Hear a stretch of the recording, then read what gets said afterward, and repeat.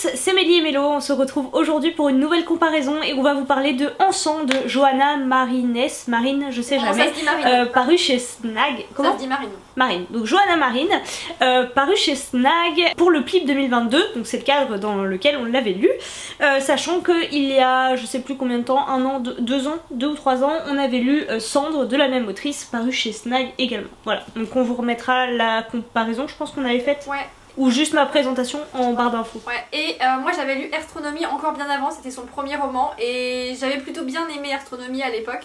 Voilà, donc du coup, et puis j'avais lu Cendre que j'avais un peu plus apprécié que toi quand même. Et donc du coup, Encens je l'ai lu avant qu'il soit dans les 5 finalistes parce que je voulais voir l'amélioration de l'autrice, puisque voilà, dans Cendre et dans Astronomie les idées étaient très très bonnes. Mais la plume, voilà, il y avait encore du perfectionnement à faire.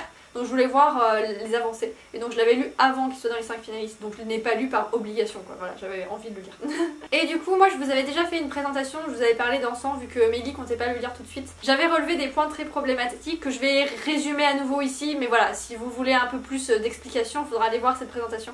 On vous la mettra en barre d'infos comme d'habitude. Encens je l'ai vu pas mal passer. J'avais gardé un bon souvenir de Cendre malgré tout. Notamment par rapport aux idées. Par rapport au potentiel qu'on sentait dans cette plume. Et surtout par rapport au potentiel qu'il y avait dans les idées, dans l'univers créé par l'autrice. Moi le reproche que j'avais fait à Cendre, si vous voulez, c'est que ça restait très en surface, alors qu'on sentait que si on creusait un petit peu, enfin elle avait pensé à énormément de choses que finalement elle mettait pas en valeur. Et donc du coup moi c'est ça que je m'attendais à trouver dans Encens, c'était quelque chose de beaucoup plus développé. Et dans un sens c'était plus développé, je pense notamment aux personnages. Les personnages dans Encens ont plus de substance, sont plus intéressants et plus profonds, et il n'y a pas de truc chelou qui va vraiment trop vite, je trouve. Je trouve qu'en termes de timing, c'était pas mal géré dans Encens. Donc ça, c'est pour le point positif. Donc du coup, ça c'est pour moi le gros point positif, et je propose qu'on commence par les points positifs, du coup. Hein. Ok, il y en a quand même pas mal en plus, enfin en tout cas de ma part, je pense que du coup ma lecture a été un peu meilleure que la tienne, enfin je suis un peu moins négative que... alors que... en fait je suis arrivée jusqu'à 30% et ma lecture a été laborieuse parce qu'il y a des choses qui ne me dérangeaient pas dans sa plume avant, qui là m'ont sauté aux yeux. Donc je ne sais pas pourquoi précisément dans ce roman, soit la plume au final au lieu de s'améliorer c'est un peu détérioré, je ne sais pas trop, soit c'est moi qui deviens un peu plus sensible à tout ça. Bref, donc du coup il y a des éléments, on va vous les citer, qui m'ont freiné, et donc à 30% je suis allée me faire spoiler le milieu du roman. Et j'ai recommencé à lire à partir de 70%, et en plus j'ai lu en diagonale parce que je n'en pouvais plus, je voulais savoir la suite, ça se lisait quand même relativement bien, même si en diagonale du coup j'avais enfin la dynamique dont j'avais besoin. Même si, enfin au final le truc reste quand même dynamique, hein, même si on lit pas en diagonale, mais voilà, j'avais besoin d'aller plus vite que ça. J'avais envie de savoir la résolution, donc je suis allée jusqu'à la fin, et donc du coup je peux quand même en parler puisque bon je connais quand même toute l'histoire. De mon côté je l'ai lu en entier, même si je pense que passé un certain pourcentage je suis passée en diagonale en fait, parce que même raison que Mélo, c'était plus possible. Et donc du coup les points positifs, comme on avait dit au tout début, c'est surtout les idées et l'imagination. Voilà, l'univers reste complexe, reste riche, même s'il n'est pas approfondi autant qu'il pourrait l'être, mais bon c'est un tome unique, il est déjà assez long quand même, on pourrait difficilement en faire plus, et c'est vrai que par rapport à Cendre, c'est un peu plus exploité je pense. C'est du volpunk d'ailleurs, on vous en a pas parlé, donc c'est comme du steampunk mais à la place de... À vapeur. À la place de la vapeur c'est de l'électricité, voilà. Donc voilà, pour ce qui est du volpunk il y a quelques éléments, c'est plutôt sympa. Voilà, même si moi c'est pas pour ça que j'y allais principalement pour l'enquête, parce que voilà, c'est de la fantaisie mais il y a une enquête, je trouvais ça assez intriguant, à la Nouvelle-Orléans en plus. Je rejoins tout à fait Mélo, et c'était le point positif dans Cendre également, c'est le potentiel qu'il y a dans l'univers qu'a créé l'autrice. Moi j'y allais pas pour l'enquête mais pour l'univers justement, parce que c'est quelque chose que j'aime beaucoup, la Nouvelle-Orléans, la Louisiane, les bayous, l'ambiance avec la musique. Voilà ce que je recherchais dans ce roman, et voilà, toute la partie automate, toute la partie volt punk que j'ai trouvé très superficielle une nouvelle fois, mais ça a le mérite d'exister, et on sent, et c'est ça le plus frustrant je trouve, c'est on sent que l'autrice a pensé à énormément de choses mais qu'elle nous donne très peu, et c'est dommage parce que encore une fois elle pourrait tellement mettre en valeur ce qu'elle a réussi à imaginer, et moi je reste un peu sur ma faim, même si dans l'ensemble ça correspondait à ce que j'étais venue y chercher. Un autre point positif pour moi, c'est la narration, même si j'ai eu besoin de lire en diagonale pour accélérer un peu les choses, c'est que la narration utilise des éléments plutôt classiques, mais qui fonctionnent bien et qui permettent de rendre la lecture plus fluide. Donc c'est-à-dire qu'on alterne entre différents points de vue, et on a des extraits de journaux du Times Picayune qui permettent de nous informer davantage sur l'histoire, sur les meurtres, sur l'enquête et tout ça. Et voilà, c'est plutôt bien fait, c'est réussi. Le principe de la narration, la façon dont c'est construit, ça me va, mais par contre les articles en eux-mêmes, je les ai pas trouvés dingues. Et je pense que là on va progressivement passer dans les aspects négatifs. C'est que ok, sur la construction de la narration, très bien, c'est bien mené, on n'a pas trop de personnages donc c'est intéressant, on sent que le cercle est assez restreint. Il y a pas mal de mystères par rapport à ce qui s'est passé dans le passé du personnage principal qui s'appelle Grace. Donc ça c'est pareil, c'est assez intéressant, pourquoi pas. Maintenant, j'ai trouvé que en termes de plumes, ça ne va pas du tout. Voilà, ça ne va pas du tout, moi je ne peux pas. Déjà je vous ai dit, tout ce qui est très très haché pour donner du style, je trouve ça, j'aime pas. C'est très personnel mais je n'aime pas ça, et là en l'occurrence je trouve que ce n'est pas très bien fait. C'est une narration extrêmement oralisée, donc il y a des points d'exclamation dans les descriptions, dans les pensées des personnages, il y a des points d'exclamation mais c'est à tous les paragraphes, hein. Pour moi c'est un truc absolument insupportable. C'est pas du tout ce que je recherche, et en plus je trouve que ça alourdit vachement justement la narration et la plume. Je trouve que, enfin moi en tout cas, personnellement ça me complique la lecture et je n'aime pas du tout ça, alors que j'imagine que l'idée c'est justement d'alléger le truc en le rendant plus vivant. Je trouve ça absolument insupportable. Je suis pas aussi sensible aux défauts de la plume que Mélie, mais là pour le coup c'est vrai qu'il y a des choses qui m'ont rendu la lecture difficile, et c'est pas tout à fait les mêmes choses, enfin c'est en commun mais pas tout ce qu'elle a cité. Il y a des exagérations, il y a du drama à outrance, il y a des expressions qui sont too much en fait, et vraiment j'ai pas supporté. J'ai pas forcément d'exemples en tête, j'en ai peut-être un peu mieux parlé dans ma présentation. Là ça remonte un peu à loin ma lecture, j'ai un peu du mal à vous trouver des exemples. Moi j'ai vraiment trouvé qu'il y avait vraiment un peu de too much, des phrases toutes faites qui sont juste là pour rajouter du drama. Ça je suis d'accord. Et bon c'est juste, c'est pas gênant, enfin je veux dire, je comprends qu'il y ait des coquilles et tout, il y en a de plus en plus des coquilles dans les romans et tout, mais voilà, le Times Picayune il n'est pas écrit de la même manière à chaque fois.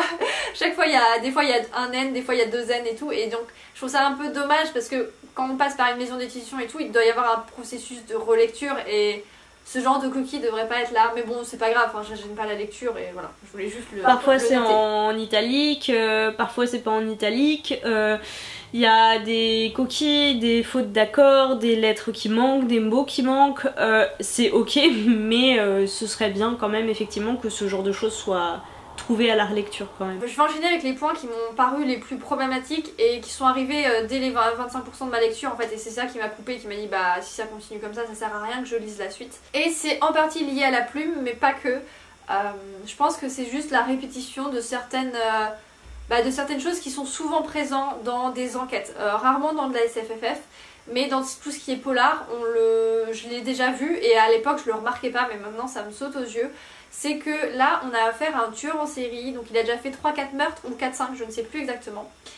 Et en général on arrive, quand la victime est une femme, bon, peut-être même quand c'est un homme aussi, mais surtout quand c'est une femme, on nous décrit tous les bleus qu'elle a, tout le sang, toute la bouillie sanguinaire de son visage, etc., de tout son corps, et on nous dit que derrière tout ça, c'était une belle femme, et on enchaîne avec la phrase « quel gâchis !»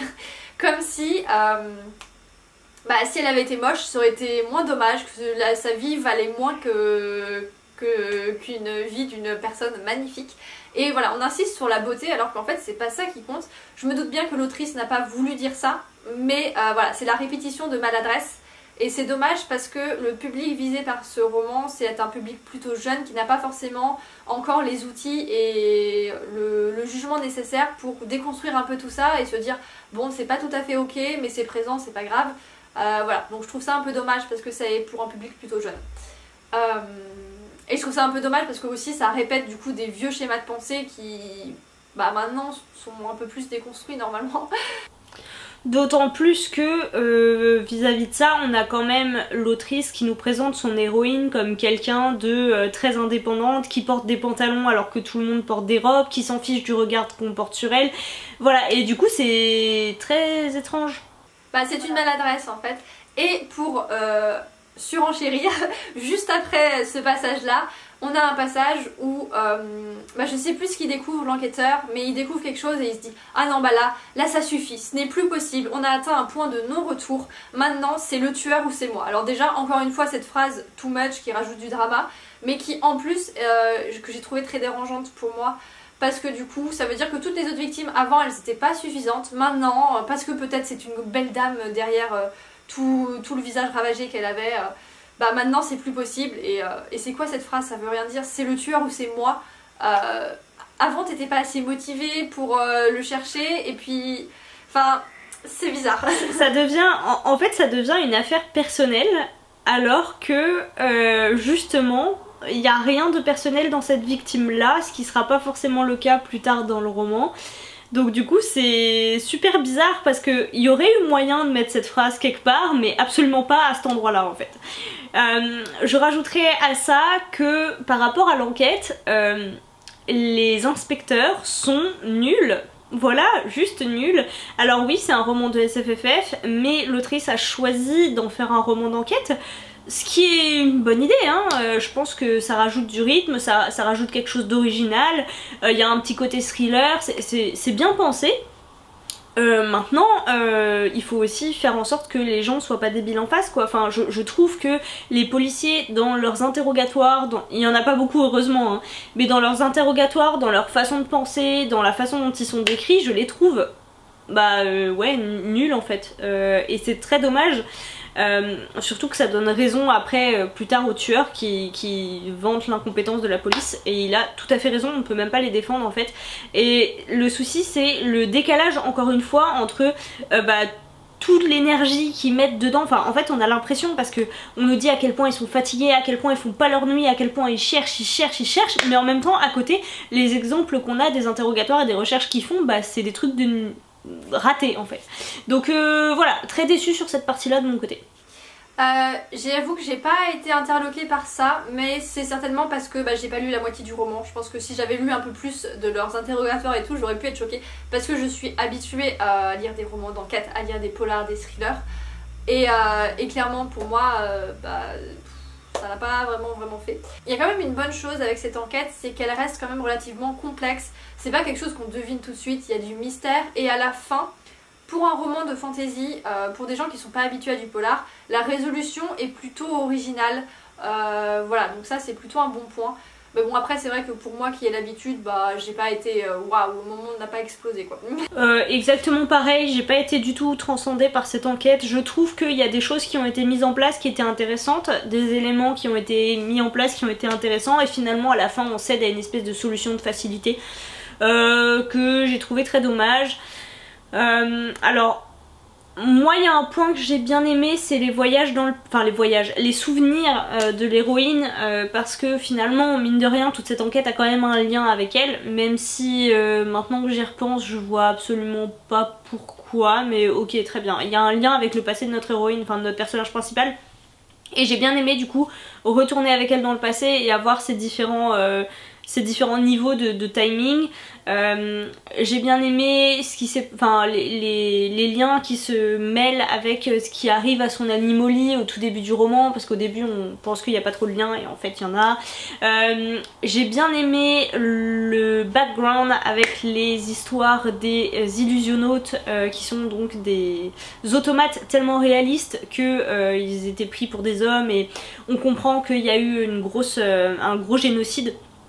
Et voilà, ça j'ai trouvé que en termes de contexte c'était pas mal. Maintenant ça manquait de développement. Et pourquoi est-ce que je parle de ça? Parce qu'on arrive à un point, si vous voulez, où le fait de ne pas savoir exactement ce qu'est un illusionnaute et comment fonctionne un illusionnaute, c'est-à-dire que si c'est un automate, j'imagine qu'il a une puce quelque part ou que c'est des mécanismes, ou même s'il est super réaliste, hein. J'ai lu en plus Le cœur perdu des automates assez récemment, donc là c'est centré sur les automates et leur évolution au fil des siècles.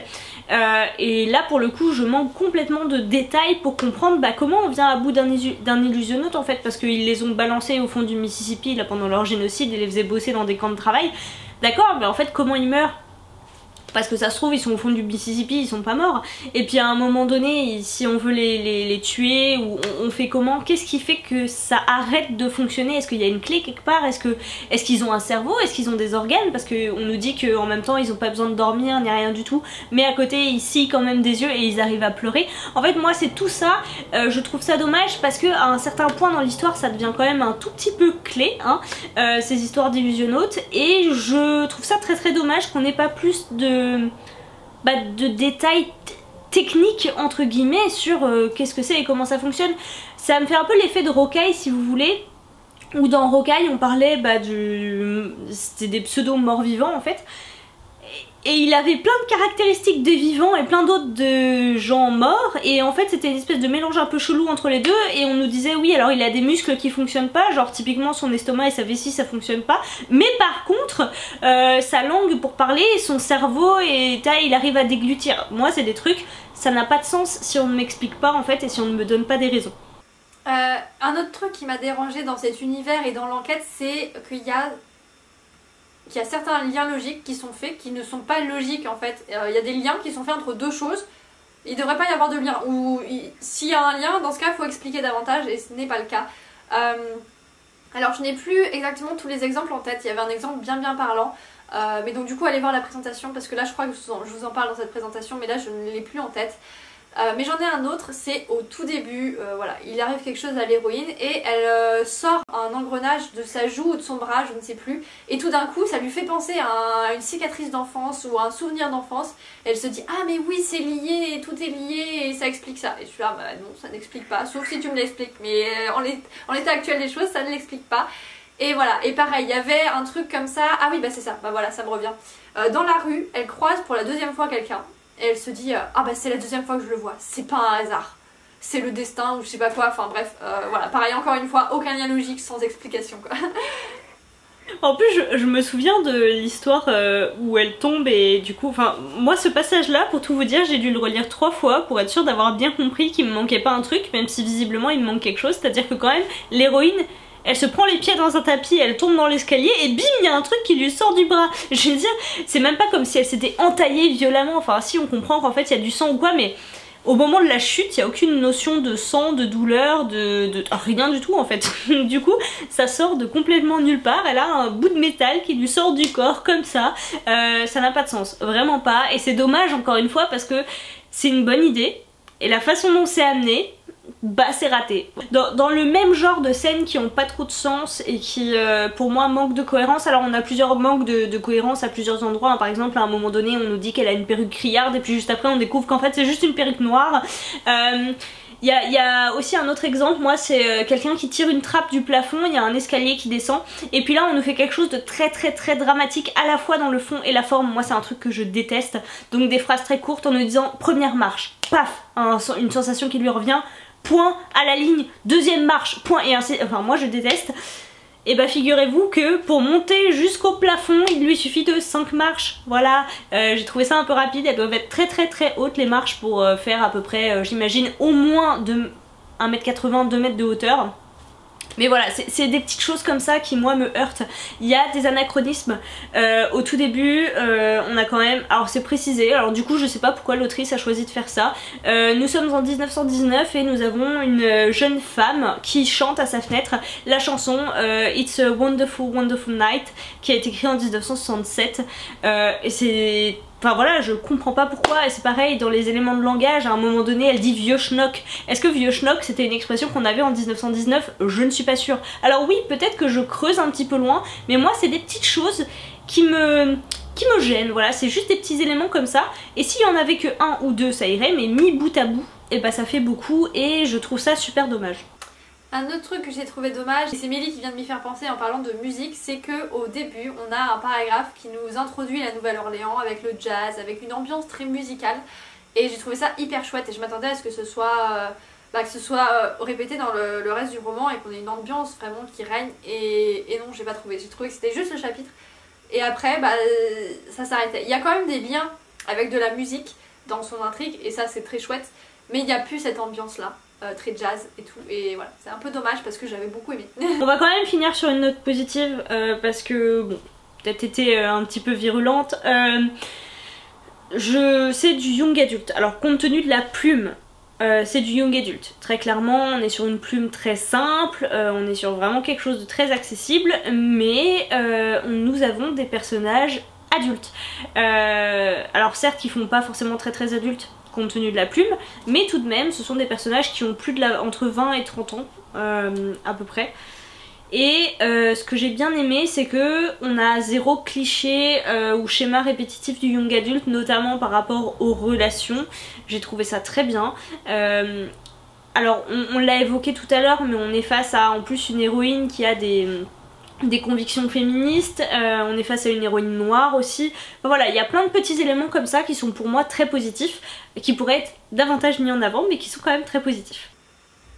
Donc voilà, pour moi, c'est pas complètement une mauvaise lecture, enfin, surtout par rapport à un autre finaliste dont on vous parlera bien plus tard.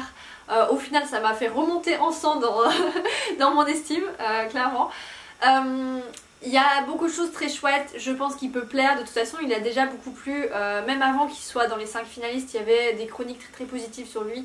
Et voilà, si vous aimez le young adulte et que vous n'êtes pas particulièrement exigeante, nous on l'est peut-être un peu trop à force, parce que c'est parce qu'en ce moment on a lu des très bonnes lectures avec des plumes fantastiques, et donc forcément bah, plus on avance et plus on devient critique et exigeante. Et si vous n'êtes pas habitué à lire des enquêtes et tout, bah voilà, cet univers là il pourra vous plaire parce qu'il a quand même des bonnes choses, il y a quand même des choses positives, donc n'hésitez pas à vous lancer dedans. Et sur ce, bah c'est fini pour cette comparaison. Si vous l'avez lu, n'hésitez pas à nous dire ce que vous en avez pensé, voilà, à nous dire ce qu'on aurait pu louper en commentaire, et en attendant une prochaine vidéo, vous êtes de très bonnes lectures.